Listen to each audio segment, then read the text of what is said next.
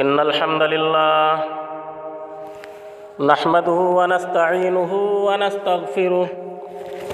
ونعوذ بالله من شرور أنفسنا ومن سيئات أعمالنا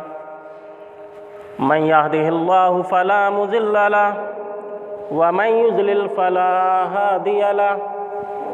وأشهد أن لا إله إلا الله وحده لا شريك له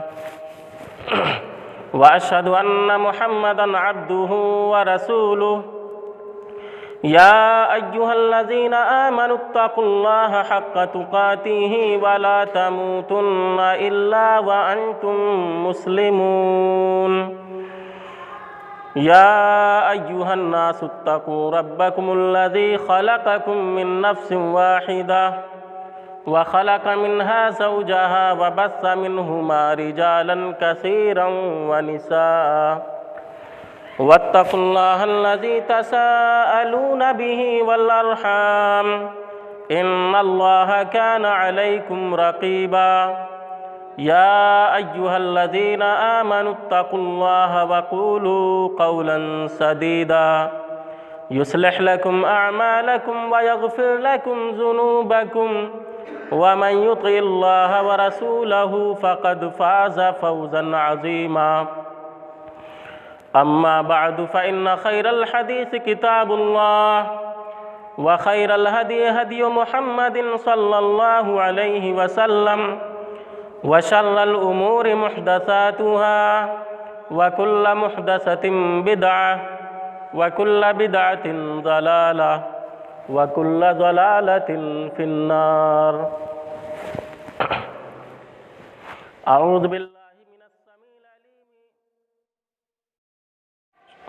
أعوذ بالله من الشيطان الرجيم بسم الله الرحمن الرحيم قاف والقرآن المجيد بل عجبوا أن جاءهم منذر منهم فقال الكافرون هذا شيء عجيب أإذا متنا وكنا ترابا ذلك رجع بعيد قد علمنا ما تنقص الأرض منهم وعندنا كتاب حفيظ بل كذبوا بالحق لما جاءهم فهم في أمر مريج أفلم ينظروا إلى السماء فوقهم كيف بنيناها وزيناها وما لها من فروج والأرض مددناها وألقينا فيها رواسي وأنبتنا فيها من كل زوج بهيج تبصرة وذكرى لكل عبد منيب ونزلنا من السماء ماء مباركا فأنبتنا به جنات وحب الحصيد والنخل باسقات لها طلع نضيد رزقا للعباد وأحيينا به بلدة ميتا كذلك الخروج كذبت قبلهم قوم نوح وأصحاب الرس وثمود وعاد وفرعون وإخوان لوط وأصحاب الأيكة وقوم تبع كل كذب الرسل فحق وعيد أفعينا بالخلق الأول بل هم في لبس من خلق جديد وقال تعالى في موضع آخر واذكر في الكتاب إبراهيم إنه كان صديقا نبيا وقال النبي صلى الله عليه وسلم عليكم بالصدق فإن الصدق يهدي إلى البر وإن البر يهدي إلى الجنة وما يزال الرجل يصدق ويتحرى الصدق حتى يكتب عند الله صديقا وإياكم والكذب فإن الكذب يهدي إلى الفجور وإن الفجور يهدي إلى النار وما يزال الرجل يكذب ويتحرى الكذب حتى يكتب عند الله كذابا محترم حاضرین جمعہ، ہر قسم کی تعریف و توصیف عظمت و کبریائی اللہ رب العالمین کے لیے لائق و زیبا ہے، جس نے ہم تمام انسانوں کو اس دار فانی کے اندر پیدا فرمایا، ہمیں موت اور زندگی عطا کی تاکہ وہ ہمیں آزمائے، ہمیں جانچے، ہمارا امتحان لے کہ ہم میں سے اچھے اعمال کون انجام دیتا ہے۔ الذی خلق الموت والحیات لیبلوکم ایکم احسن عملا، کہ جس نے موت اور زندگی کو پیدا کیا تاکہ تمہیں آزمائے، تمہارا امتحان لے کہ تم میں اچھے اعمال کون انجام دیتا ہے، اچھے اعمال کے اعتبار سے تم میں بہتر کون ہے، اور اچھے اعمال کون سے ہیں، برے اعمال کون سے ہیں۔ یہ سب اللہ رب العالمین نے اپنے نبی جناب محمد رسول اللہ صلی اللہ علیہ وسلم کو بھیج کر اور آپ صلی اللہ علیہ وسلم پر اپنی آخری کتاب مقدس قرآن کریم کو نازل فرما کر واضح کر دیا ہے، بتا دیا ہے۔ اللہ کے نبی جناب محمد رسول اللہ صلی اللہ علیہ وسلم نے قرآن کریم لوگوں کو پڑھ کر کے سنا دیا، اس کے معانی اور مطالب بتا دیے، اپنی حدیثوں کے ذریعے سے قرآن کریم کے معنی اور مفہوم کو بھی لوگوں کے سامنے واضح کر دیا، اور اس دنیا سے جاتے جاتے آپ صلی اللہ علیہ وسلم نے ارشاد فرمایا کہ میں تم میں دو چیزیں چھوڑ کر کے جا رہا ہوں، جب تک کہ تم ان دونوں چیزوں کو تھامے رہو گے، پکڑے رہو گے مضبوطی سے، اس وقت تک تم گمراہ نہیں ہوگے۔ لہذا اگر ہم سب اللہ رب العالمین کے نزدیک سرخرو ہونا چاہتے ہیں، دنیا اور آخرت کی کامیابی چاہتے ہیں، تو ہمیں اسی دستور حیات کے مطابق زندگی گزارنا ہوگا جو اللہ رب العالمین نے ہمیں دیا ہے۔ قرآن کریم کو پڑھیں، اللہ کے نبی جناب محمد رسول اللہ صلی اللہ علیہ وسلم کی احادیث کا مطالعہ کریں اور ان دونوں پر عمل پیرا ہو جائیں، تو ہماری دنیا بھی پرسکون اور اطمینان ہوگی، ہمارا معاشرہ پرسکون ہوگا، ہم ایک اچھے ماحول اور معاشرے میں پرسکون سانس لے سکیں گے، اور آخرت میں بھی ہمیں کامیابی اور کامرانی نصیب ہوگی۔ لیکن اگر ہم نے اللہ اس کے رسول جناب محمد رسول اللہ صلی اللہ علیہ وسلم کے فرمودات کو پس پشت ڈال دیا، آپ کے احکام پر عمل پیرا نہیں ہوئے، تو یقیناً ہم دنیا میں بھی پریشان حال رہیں گے اور آخرت بھی ہماری برباد ہوگی۔ آج ہمارے معاشرے میں جو گناہ پنپ رہے ہیں اور جو برائیاں پھیلی ہوئی ہیں، جو بیماریاں عام ہیں، ان سب میں ایک اہم بیماری اور ایک بڑی بیماری جھوٹ کی بیماری ہے، کہ ہم میں سے ہر شخص جھوٹ بولتا ہے، کوئی کم بولتا ہے، کوئی زیادہ بولتا ہے، لیکن آدمی جھوٹ سے احتراز نہیں کرتا، جبکہ اللہ رب العالمین نے اور اس کے نبی جناب محمد رسول اللہ صلی اللہ علیہ وسلم نے ہمیں اس بات سے منع کیا ہے کہ ہم جھوٹ بولیں، ہمیں صحیح سیدھی اور سچی بات کرنے کا حکم دیا ہے۔ اللہ رب العالمین نے ارشاد فرمایا، یا ایھا الذین آمنوا اتقوا اللہ وقولوا قولا سدیدا، کیا ایمان والو تم اللہ رب العالمین سے ڈر جاؤ، اس کا تقوی اختیار کرو، وقولوا قولا سدیدا، اور درست اور سچی بات کہو۔ جب ہم اللہ رب العالمین کا تقوی اختیار کریں گے، اللہ رب العالمین سے ڈریں گے، اور اپنی زبان سے ہم سیدھی، سچی اور درست اور سچ بات نکالیں گے، تو اس کا فائدہ کیا ہوگا؟ اللہ رب العالمین ارشاد فرماتا ہے، یغفر لکم ذنوبکم، اللہ تمہارے گناہوں کو بخش دے گا۔ یصلح لکم اعمالکم ویغفر لکم ذنوبکم، تمہارے اعمال درست کر دے گا اور تمہارے گناہوں کو بخش دے گا۔ تو اگر ہم اللہ رب العالمین کا تقوی اختیار کریں،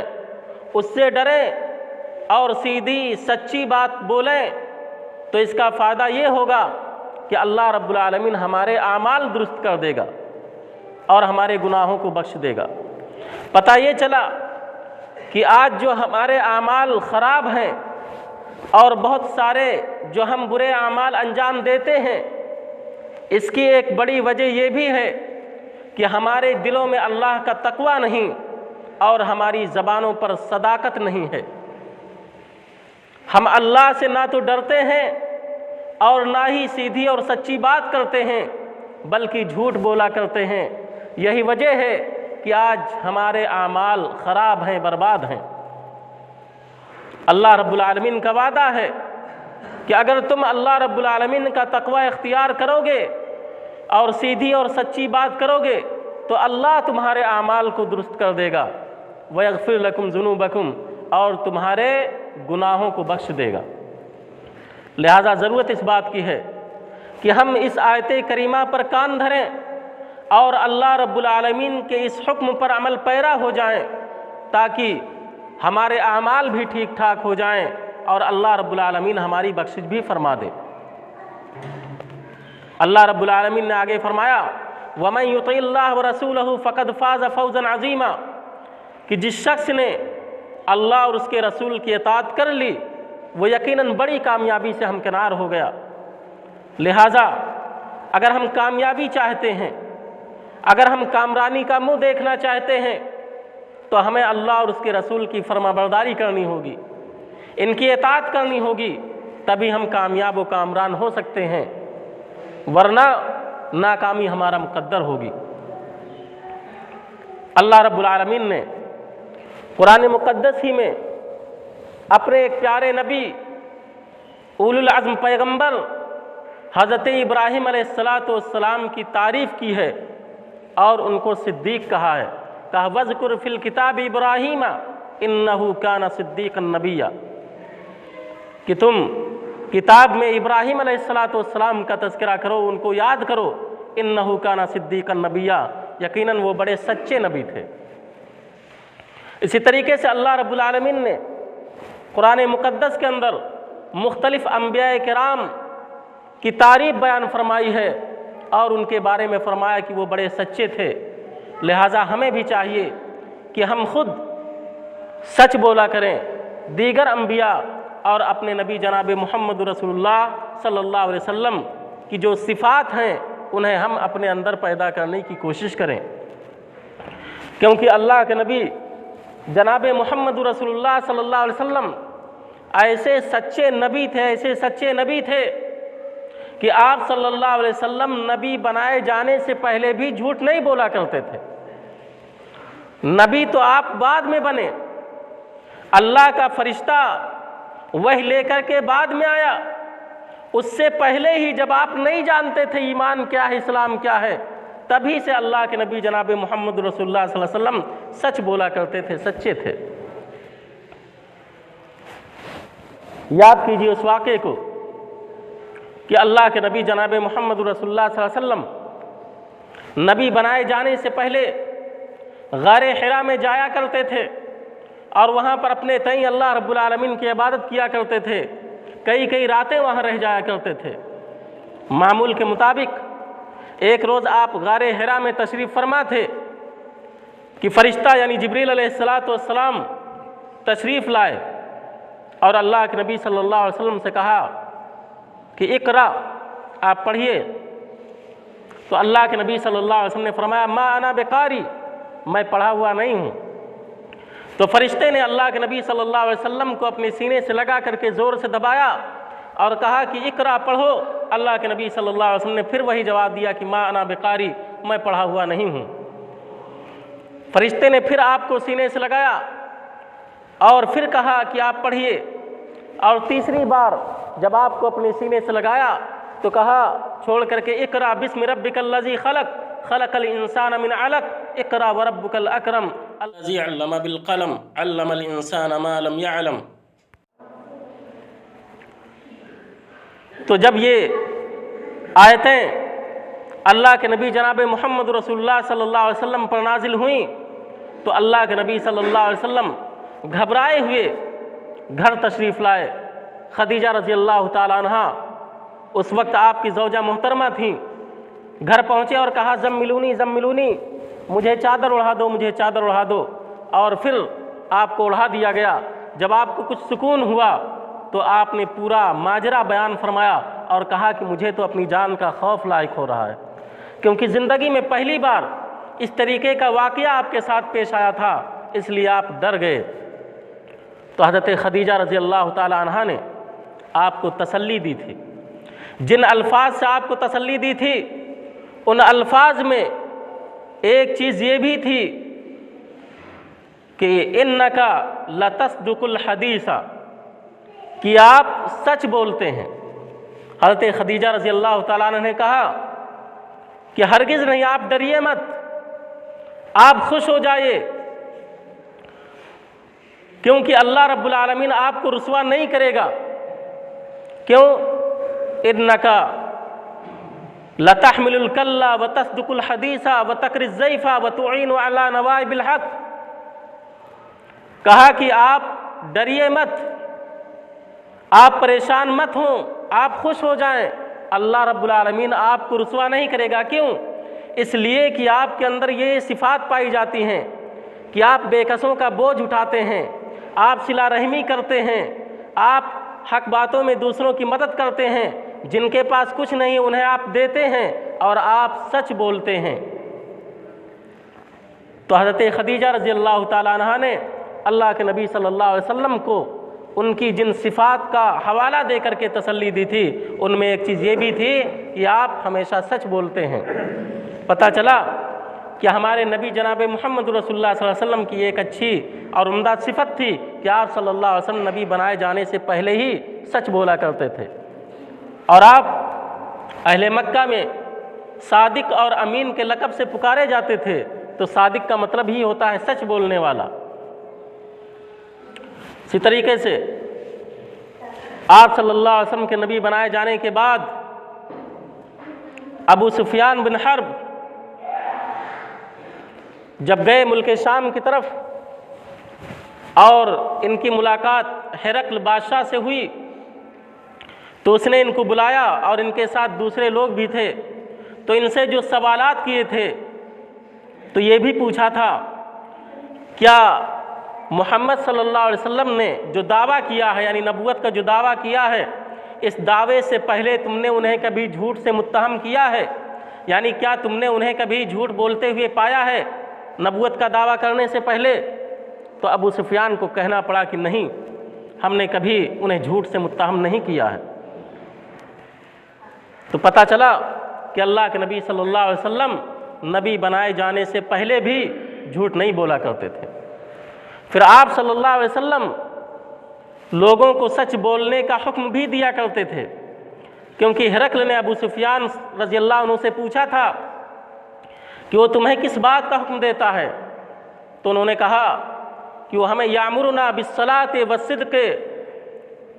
کہ وہ ہمیں نماز کا اور سچ بولنے کا حکم دیتا ہے، اور کہا کہ ہمیں صلہ رحمی کرنے کا اور پاک دامنی اختیار کرنے کا حکم دیتا ہے۔ تو اللہ کے نبی صلی اللہ علیہ وسلم نماز قائم کرنے، اسی طریقے سے سچ بولنے اور پاک دامنی اختیار کرنے اور صلہ رحمی کرنے کا حکم بھی دیا کرتے تھے۔ لہٰذا ہم سب کو چاہیے کہ ہم اپنے نبی جناب محمد رسول اللہ صلی اللہ علیہ وسلم کے اسوے پر عمل پیرا ہو جائیں، اور آپ صلی اللہ علیہ وسلم کے اس حکم پر کان دھریں کہ آپ صلی اللہ علیہ وسلم ہمیں سچ بولنے کا حکم دیا کرتے تھے، لہٰذا ہم جھوٹ سے اجتناب کریں اور ہمیشہ سچ بولا کریں۔ اسی طریقے سے اللہ کے نبی صلی اللہ علیہ وسلم نے بیان فرمایا، مسلم کی روایت ہے، کہا علیکم بالصدق فإن الصدق یہدی الی البر وإن البر یہدی الی الجنہ۔ کہا کہ اے لوگو تم سچائی کو لازم پکڑو، یعنی ہمیشہ سچ بولا کرو۔ کیوں؟ اس لیے کہ سچائی یہ نیکی کی راہ دکھاتی ہے، سچائی نیکی کی راہ دکھاتی ہے اور نیکی جنت کی راہ دکھاتی ہے، جنت کا راستہ دکھاتی ہے۔ اور پھر فرمایا وما یزال الرجل یصدق ویتحری الصدق حتی یکتب عند اللہ صدیقا، اور جب آدمی برابر سچ بولتا رہتا ہے، سچائی ہی کی کوشش میں لگا رہتا ہے، یہاں تک کہ اسے اللہ رب العالمین کے نزدیک صدیق لکھ دیا جاتا ہے، یعنی بہت زیادہ سچ بولنے والا اللہ رب العالمین کے ہاں لکھ دیا جاتا ہے۔ وَإِيَّاكُمْ وَالْكَذِبَ، اور آپ نے فرمایا کہ تم جھوٹ سے اجتناب کرو، جھوٹ سے بچو۔ کیوں؟ فَإِنَّ الْكَذِبَ يَهْدِي إِلَى الْفُجُورِ، کیونکہ جھوٹ یہ فسق و فجور کی طرف لے جاتا ہے، گناہ کی طرف، برائی کی طرف لے جاتا ہے۔ وَإِنَّ الْفُجُورَ يَهْدِي إِلَى النَّارِ، اور گناہ، برائی یہ جہنم کی طرف لے جاتی ہے۔ وَمَا يَزَالُ الرَّجُلُ يَكْذِبُ وَيَتَحَرَّى الْكَذِبَ حَتَّى يُكْتَبَ عِندَ اللَّهِ كَذَّابًا، اور جب آدمی برابر جھوٹ بولتا رہتا ہے اور جھوٹی کی کوشش میں لگا رہتا ہے، یہاں تک کہ اسے اللہ کے نزدیک کذاب یعنی بہت بڑا جھوٹا لکھ دیا جاتا ہے۔ لہٰذا ہم سب کو جھوٹ سے بچنا چاہیے اور ہمیشہ سچائی کو لازم پکڑنا چاہیے۔ اگر ہم سچ بولیں تو اللہ رب العالمین ہمیں کاروبار میں بھی برکت عطا فرمائے گا۔ اللہ کے نبی صلی اللہ علیہ وسلم ایک حدیث کے اندر بیان فرماتے ہیں کہ البیان بالخیار ما لم یتفرقا فإن صدقا وبینا بورک لہما فی بیعہما وإن کذبا وکتما محقت برکت بیعہما۔ فرمایا کہ دو خرید و فروخت کرنے والے جب تک کہ وہ جدا نہ ہو جائیں، ایک دوسرے سے الگ نہ ہو جائیں، اس وقت تک ان کو اختیار ہے، یعنی سامان لینے کا یا واپس کرنے کا اختیار ہے۔ البیان بالخیار ما لم یتفرقا،